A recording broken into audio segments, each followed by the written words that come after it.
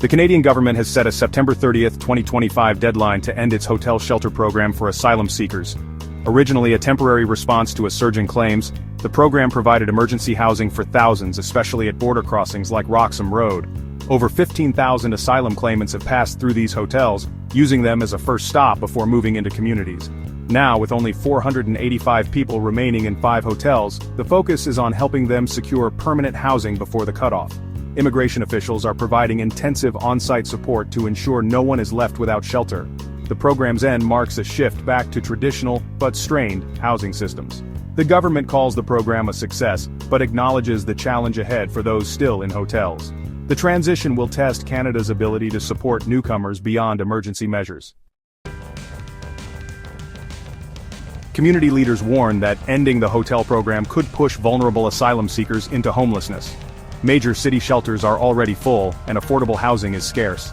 Many asylum seekers face long waits, sometimes over 2 years, for work permits, leaving them unable to support themselves.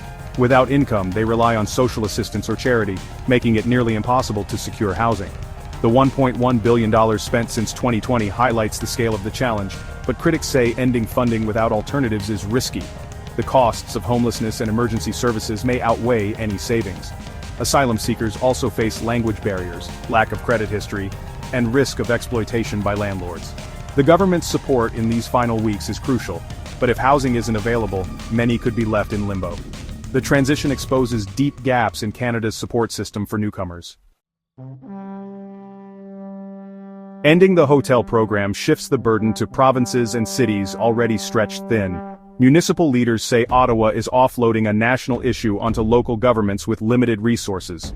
Past funding disputes have left asylum seekers sleeping on city streets, sparking public outrage and emergency responses.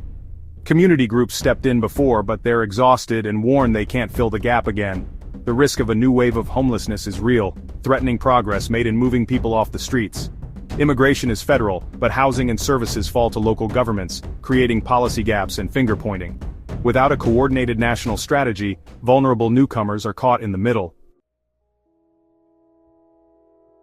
Canada needs a long-term strategy for housing asylum seekers, not just temporary fixes. Speeding up work permits would help newcomers support themselves and ease pressure on shelters.